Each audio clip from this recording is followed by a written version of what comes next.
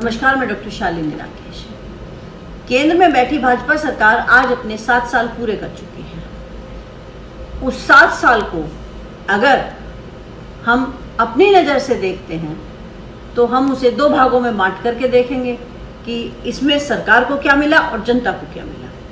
सरकार को जो मिला उसकी बात देखें तो ऐसा लगता है कि हमने एक प्रधानमंत्री नहीं, हमने एक राजा चुना था।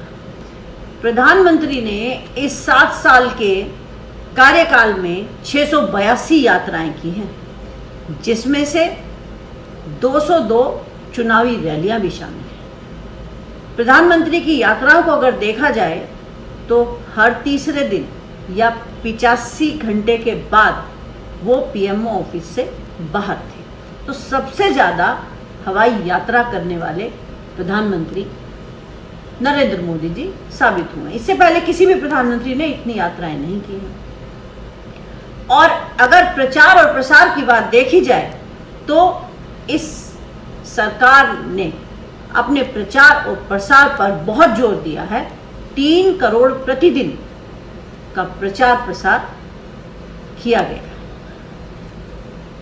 और आज तक आरबीआई से पैसा लेने वाली यह सरकार नंबर 1 पर है।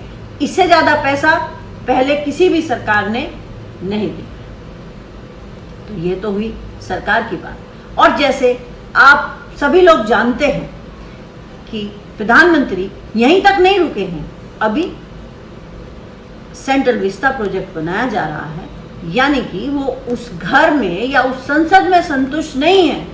लोग बेशक भूखे मर रहे हैं, लेकिन उनके लिए नया संसद भवन, नया पीएम का महल बनाया जा रहा है। हवाई जहाज भी पुराने हवाई जहाज से काम नहीं चला है, नए हवाई जहाज लिए गए हैं। और प्रधानमंत्री अपनी पोशाकों के भी काफी ज्यादा शौकीन हैं, ये सब हम लोग जानते हैं। इन सब बातों के बाद सांसदों का वेतन भी बढ़ा है, विधायकों का भी बढ़ा है, हर चीज उन्होंने अपने मन मुताबिक की है। उन्होंने जनता के बारे में कहीं कुछ भी नहीं सोचा गया है। अब अगर हम जनता की बात देखें, जनता को क्या मिला? जनता को मिला है ठेंगा। जनता को वास्तव में कुछ नहीं मिला है। हम आपको बताएंगे कि जनता को किस तरह से ठगा गया। जब यह सरकार आई तो इन्होंने आते ही, अगर आप सभी को याद हो, तो इन्होंने काले धन का जिक्र किया था। इन्होंने कहा था कि हम काले धन को लेकर के आएंगे। आज तक काला धन वापिस आया? नहीं वापिस आया। इन्होंने कहा था कि पुरानी सरकारों ने नहीं बताया है, हम सारे के सारे काले धन वालों के नाम बताएंगे। क्या वो नाम बताए गए? नहीं बताए गए। इन्होंने 700 लोगों को नोटिस तो दिए थे, लेकिन इन्होंने जो नाम दिए वो बंद लिफाफे के अंदर सुप्रीम कोर्ट में दिए थे। जनता को आज तक नहीं पता चला। इन्होंने बड़े बड़े कदम उठाए। इन्होंने नोटबंदी की। नोटबंदी में यह कहा गया कि भ्रष्टाचार खत्म हो जाएगा और 1000 के नोट से भ्रष्टाचार होता है तो हम 2000 का नोट लाएंगे। आपको क्या लगता है कि भ्रष्टाचार खत्म हो गया है? नहीं, भ्रष्टाचार तो दोगुना हो गया है। क्योंकि यह तो हम सभी जानते हैं कि नोट जितना बड़ा होगा भ्रष्टाचार उतना ज्यादा होगा। क्या आतंकवाद खत्म हो गया? नहीं, आतंकवाद भी खत्म नहीं हुआ। फिर ये जीएसटी लेके आए और रात के 12 बजे, हमें याद है कि इन्होंने जश्न भी बनाया था जीएसटी को लाने का। ऐसा पहली बार हुआ था कि कोई नियम ला रहा है रात के 12 बजे और उसका जश्न मनाया जा रहा है, पटाखे फोड़े जा रहे हैं। जो ये कहते थे कि मैं देश नहीं बिकने दूंगा, उन्होंने तो देश बेचने के लिए ऐसा मालूम होता है जैसे सेल लगा रखी है। रेल, सेल, हवाई अड्डे, बंदरगाह, सब कुछ बेचा जा चुका है। और बेचा किसको गया है? अपने ही करीबियों को। इसमें फायदा, निजीकरण का फायदा बताते हैं। आप ही बताइए, क्या बिजली पहले सस्ती थी या अब सस्ती है? अब बिजली महंगी है। रेल जो गरीब आदमी की सवारी मानी जाती थी, वह भी इन्होंने अब प्राइवेट हाथों में दे दी है। जो प्लेटफॉर्म का टिकट पहले 2 रुपए का आया करता था, अब वो 30 रुपए का आता है। और एयरपोर्ट जो इन्होंने बेच दिए हैं, अगर आप वहां पर देखेंगे तो जो गाड़ी की पार्किंग के पैसे चार्ज किए जाते हैं वो पहले से दुगने तिगने हैं। इसमें जनता का फायदा क्या है? इसमें तो आपका ही फायदा है। आपने तो सारी चीजों को ये कह दिया कि इनमें फायदा नहीं है, और वो लोगों ने खरीद ली, उनको आपने औने पौने दामों पर बेच दिया है, और आपके दोस्त माला माल हो रहे हैं। इसीलिए तो भारत की जीडीपी आज एशिया में निचले स्थान पर पहुंची है, सिर्फ फिलीपींस ही उससे ऊपर है, और आपके जो दोस्त हैं फर्स्ट नंबर पर अंबानी और सेकंड नंबर पर अडानी पहुंच गए हैं, क्योंकि आपने उनकी सहायता की है। आज तो भारत वही लोग चला रहे हैं। फिर जब देश के अंदर महामारी आई, तो उस महामारी के अंदर भी जब कोरोना की पहली लहर आई थी, तो आपने पीएम केयर फंड बनाया, जनता से ही आपने पैसे मांग लिए, जनता ने दिल खोल करके आपको पैसे दे भी दिए। उसके बाद आपने जब दूसरी वेव आई, तो जनता ने फिर अपने आप को ठगा हुआ महसूस किया, क्योंकि जो उन्होंने पैसे दिए थे आपको, और आपने पीएम केयर फंड पे बड़ी बड़ी बातें की थी, आपने 20 लाख करोड़ का पैकेज दिया था, लेकिन अस्पताल तो पहले के जैसे ही थे, जैसे पहले थे वैसे के वैसे ही थे। उसके अंदर तो कोई भी सुविधाएं नहीं बढ़ी थी। सरकारी अस्पतालों में की जो गिनती है, उसमें कोई बहुत बड़ा उछाल नहीं आ गया था, और हद तो तब हो गई जब यहाँ पर लोगों को जीने के लिए ऑक्सीजन तक मुहैया नहीं हो रही थी। जब आप कोरोना को ताली थाली दिए और गो कोरोना के नारे से भगा रहे थे, और भक्त लोग गोमूत्र और गोबर न जाने क्या क्या लगा भी रहे थे, लेकिन कोरोना तो गया नहीं। सेकेंड वेव के अंदर वो जाना भी नहीं था। सेकेंड वेव के अंदर जब लोगों धड़ाधड़ मरने लगे, तो आप आंकड़े छुपाते हुए नजर आए। अरे कम से कम मरने वालों का सही आंकड़ा तो बता दीजिए। आप तो खुद को गंगा का बेटा कहते थे, आप तो ये कहते थे कि मैं तो गंगा का बेटा हूं, मुझे गंगा ने बुलाया है, और मैं तो नमामि गंगे के नाम से बड़ा स्वच्छता अभियान चला रहा हूं। क्या हुआ उस गंगा की सफाई योजना का? उसमें भी पैसे खा लिए गए। क्या गंगा साफ हो गई? नहीं। 2-3 दिन पहले हमने टीवी पर देखा कि गंगा का तो पानी भी हरा हो गया है। ऐसा पानी तो गंगा का वहां पर कभी पुजारियों ने देखा भी नहीं है। गंगा तो और ज्यादा दूषित हो चुकी है। लेकिन आपको क्या, आप तो चुनाव जीत गए, आप तो दोबारा से गद्दी पर बैठ गए हैं, इससे आपको कोई फर्क नहीं पड़ता। गंगा के किनारे जब हिंदुओं की शव दफनाए गए, तो अब आपने ये कह दिया कि नहीं नहीं ऐसा तो पहले से भी होता है, लेकिन इतनी बड़ी संख्या में नहीं, ऐसा पहले कभी नहीं हुआ। अरे अंतिम संस्कार के लिए लोगों के पास लकड़ियां तक नहीं थी, इससे बुरी और क्या हालत होगी देश की। लोग मर रहे थे, लोगों के पास ऑक्सीजन नहीं थी, लोगों को इलाज नहीं था, लोगों को बेड नहीं था, वो इलाज के अभाव में मर गए। वो लोग भी बेड नहीं प्राप्त कर पाए जिन्होंने कम से कम पीएम केयर फंड के अंदर 2.5 लाख रुपए का अनुदान दिया था। उसके बाद फिर आपने बड़े जोर शोर से बोल दिया कि हमने तो पीएम केयर फंड के अंदर पीएम ने वेंटिलेटर दान किए, और वो वेंटिलेटर, उन वेंटिलेटर की तो कलई ही खुल गई जब यह पता चला कि ये वेंटिलेटर तो नकली हैं, ये वेंटिलेटर तो काम करते ही नहीं है, ये तो खराब। वेंटिलेटर बनाने का जो ठेका है वो किसको दिया गया? वेंटिलेटर बनाने का जो ठेका है वो आपके उस दोस्त को दिया गया जिसने आपको मोदी लिखा हुआ सूट दिया था जब ओबामा आपसे मिलने के लिए आए थे। तो उन्होंने तो ये करना ही था, वो तो ये करते ही, क्योंकि उनकी जान थोड़ी ही जानी थी। जान किसकी जानी थी?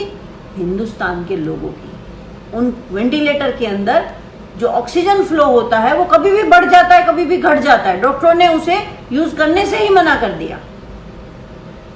लेकिन आपकी इमेज खराब नहीं होनी चाहिए, इसीलिए आपने जो गंगा किनारे शव दफनाए गए थे, आंधी आई और बालू उड़ने लगा तो उनके ऊपर से चादरें तक उतार ली गई। अरे शवों के ऊपर से चादर उतारने वाली सरकार, ऐसी सरकार हमने पहले नहीं देखी थी। लेकिन इसमें गलती आपकी बिल्कुल भी नहीं है।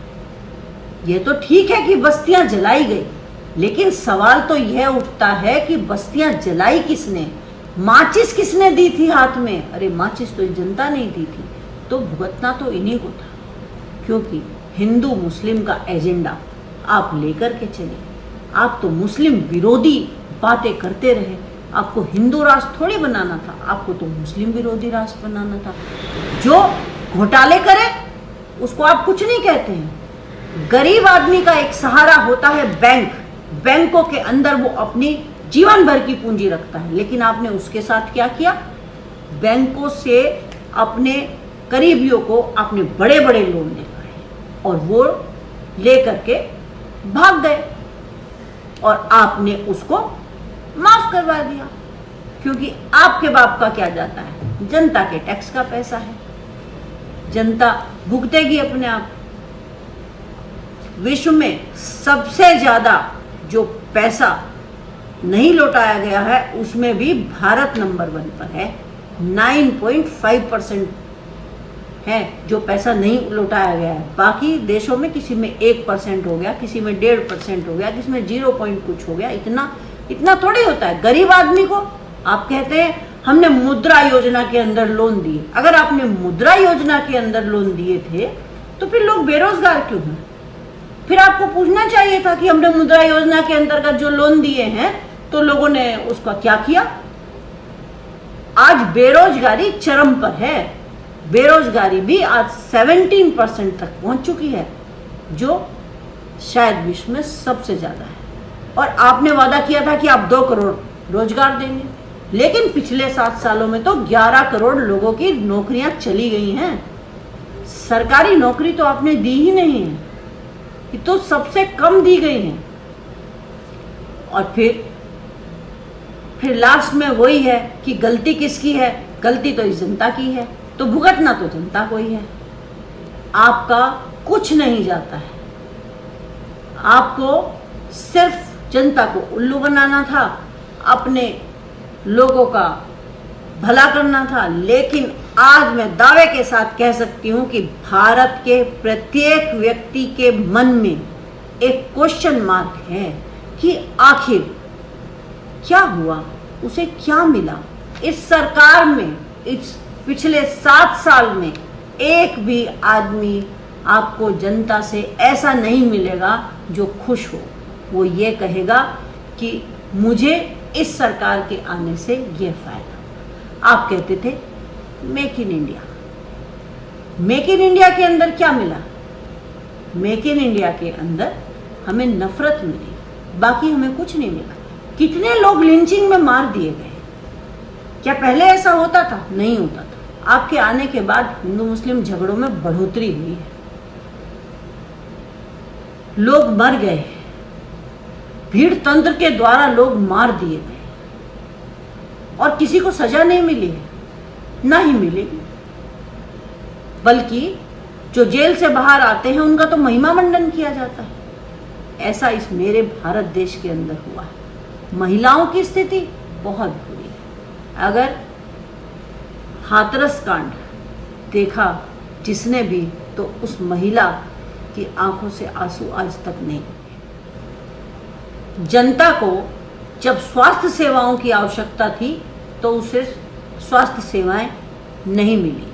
और जो शिक्षा के क्षेत्र में आज भारत बिल्कुल पिछड़ा हुआ है। आप चुनाव के लिए आप शिक्षकों की ड्यूटी लगा देते हैं, चाहे शिक्षक मना करें, वो मर जाएं तो मर जाएं। जब वो हो हल्ला करें तो उनको सांत्वना दे दी जाती है कि नहीं नहीं तुम्हें पैसे दे दिए जाएंगे। और आप अगर डिजिटल इंडिया की बातें करते थे तो डिजिटल इंडिया में भी आप फेल हुए, क्योंकि इस कोरोना महामारी के अंदर जब डिजिटल इंडिया था तो उसमें तो सब काम घर से हो सकते थे ना। चलो बाकी भारत के बाकी जगह नहीं हो सकता था, लेकिन दिल्ली तो देश का दिल है, राजधानी है, वहां पर तो हो सकता था। सेंट्रल सेक्रेटरीट के अंदर 53 कर्मचारियों की मौत, ये क्या दिखाती है? सेंट्रल सेक्रेटरीट के अंदर वो लोग काम करते हैं जो मंत्रियों के लिए, सांसदों के लिए काम करते हैं, वो लोग होते हैं वहां पर। तो इसका मतलब आप वहां भी फेल हो गए। आपने जितनी योजनाएं चलाई सारी की सारी योजनाएं सिर्फ कागजों पर थी। स्वच्छता अभियान चलाया गया तो वो दीवारों पर था। स्वच्छता अभियान जमीन में कहीं दिखाई नहीं दिया।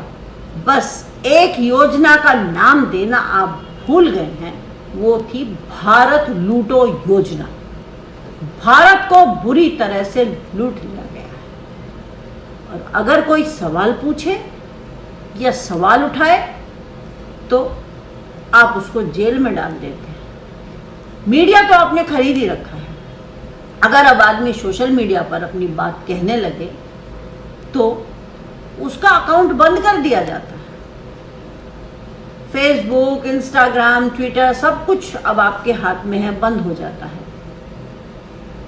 ना जाने अब कब हम जैसे लोगों को भी जेल में डाल दिया जाए, कुछ नहीं कहा जा सकता है। लेकिन अगर हमने इस समय में भी आवाज नहीं उठाई तो फिर हमारी यह देशभक्ति किस काम की है? सवाल तो हम पूछेंगे और हमें मालूम है कि आप जवाब दे पाने की स्थिति में नहीं हैं, लेकिन जनता को जागरूक तो हम करेंगे, क्योंकि ये जनता दोबारा से धर्म के बहकावे में आने वाली बिल्कुल भी नहीं है। सावधान हो जाइए। अब जो जनता, टैक्स पेयर जो आपको पैसा दे रहे हैं, अब आगे आने वाले 3 सालों में आप जनता के टैक्स के पैसे को अपनी ऐश आराम के लिए यूज ना करें। जनता के पैसे से जनता को सुविधाएं दीजिए, जनता के लिए अस्पताल बनाइए। आपको चाहिए कि MBBS की जो फीस है, जो प्राइवेट कॉलेज की है, वो कम कर देनी चाहिए, क्योंकि देश के अंदर डॉक्टर बहुत कम हैं। और आपके लिए तो फीस कोई बड़ी बात नहीं है, लेकिन एक आम आदमी वो फीस भी नहीं दे पाता है। जो कारण है वो आपको सोचने चाहिए, उससे आपकी गलतियों पर थोड़ा सा पर्दा डाला जा सकता है। ये क्या कारण है कि MBBS विदेशों में सस्ती और भारत में महंगी? ऐसा क्यों? भारत के बच्चे विदेशों में जाकर के MBBS क्यों करते हैं? क्यों? यहां पर ऐसा क्यों नहीं हो सकता है? आपको ये सब बातें अब ध्यान में लानी होंगी, तभी आपको जनता माफ कर पाए। आप सोचिएगा जरूर कि हम लोगों ने ऐसा राजा क्यों चुना जो सिर्फ अपने बारे में सोचता है। जब जनता को दाने खिलाने की बात आती है तो वो मोर को दाने खिलाने लगता है। अरे हमें मोर को दाने नहीं खिलाने चाहिए, जनता भूखों मर रही है। अवैध शराब से अभी अभी हाल ही में कितने सारे लोग मरे हैं। कालाबाजारी देश में चरम पर है। किसानों की आप सुनते नहीं हैं। किसान कितने समय से आंदोलन कर रहे हैं, लेकिन आपको तो अपने कारपोरेट लोगों का भला करना है। तो यह सरकार ना किसान की है, ना महिलाओं की है, ना ये बच्चों की है, ना ये युवाओं की है। ये सरकार सिर्फ अपने दोस्तों की।